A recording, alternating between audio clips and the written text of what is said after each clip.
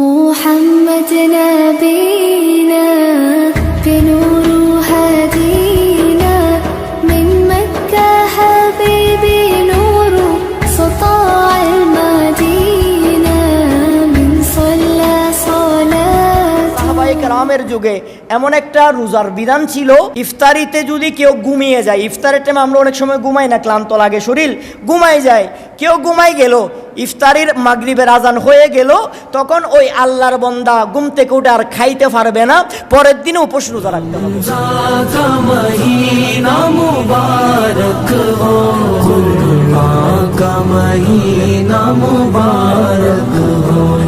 বাবা এমন একটা সময় ছিল, আমার নবীর কিছু সাহাবাদের যুগে রোজার এমন একটা বিধান ছিল, কিরকম জানেন?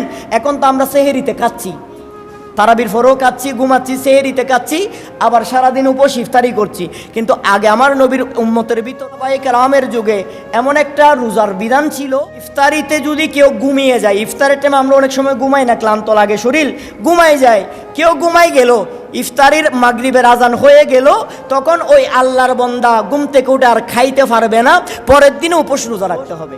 আচ্ছা বাবা বলেন তো, এরকম রাখা সম্ভব?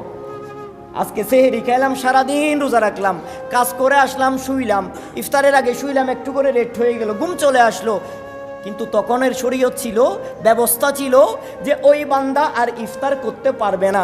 এরকম একদিন একটা ঘটনা হলো যে আমার নবীর একটা সাহাবা কাজ থেকে বনে কাজ করতো, কাঠুরে ছিল, কাজ করে আসলো, অনেক ক্লান্ত, বিবির কাছে এসে জিজ্ঞেস করে, বিবি খাবারের কিছু আছে? বলে যে না, আমি একটু বাইরে যাই, আপনার জন্য খাবার জোগাড় করে নিয়ে আসি। বিবি চলে গেল, স্বামী শুলো, ঘরের মধ্যে একটু কাজ করে আসলো, শুইলো, ক্লান্ত শরীর, শুইতে শুইতে ঘুম চলে আসলো। ওইদিকে বিবি আস্তে আস্তে সন্ধ্যা হয়ে গেল, ইফতারের ওয়াক্ত হয়ে গেল, বিবি আস্তে আস্তে ইফতারের আজানের ঘন্টা বাজে গেল, এদিকে বিবি এসে দেখে স্বামী এখনো ঘুম, কিন্তু বিবি রাস্তায় ইফতার করে ফেলেছে, যখন আজান দিয়েছে তখন খেয়ে ফেলেছে, বিবি এদিকে, স্বামী ঘুম, এসে দেখে হাই হাই হাই, তুমি তো মিস করে ফেললা, তুমি তো ফৌত হয়ে গেলা, ছুটে গেলা, ফৌত হয়ে গেলা, ছুটে গেলা, কারণ কি তুমি ঘুমছিলা, এখন খাইতে পারো নাই, মাগরিবের আজান দিয়ে দিছে, এখন তোমার থেকে পুনরায় আবারও সারা রাত উপোস থেকে, কালকে সারাদিন উপোস থেকে, পরের দিন ইফতারের সময় ইফতার করতে হবে। সুবহানাল্লাহ, কেমন সিস্টেম দেখেন। তখন দেখা গেল ওই সাহাবি পরের দিন শরীরটা এত বেশি দুর্বল, নামাজ পড়তে গেল মসজিদের মধ্যে, ওখানে মাথা ঘুরায় পড়ে গেল, মাথা ঘুরায় পড়ে গেল, ক্লান্ত শরীর, অসুস্থ শরীর, সারাদিন পরিশ্রম করে মাথায় ঘুরায় পড়ে গেল। আমার নবী বিভিন্ন সাহাবাইকে নাম ধরে তুললো, জিজ্ঞেস করে তুমি মাথা ঘুরায় পড়লা কেন? বলে যে ইয়া রাসূলুল্লাহ, আমি তো কালকে ইফতারের সময় একটু শুয়েছিলাম, নিদ্রা চলে আসলে ইফতার করতে পারি নাই, কিন্তু আমাদের বিধান তো এটা, ইফতার যদি বলে করতে না পারি তাহলে সারা রাত উপোস থেকে পরের দিন আবার রোজা রেখে ইফতারের সময় ইফতার খাইতে হয়।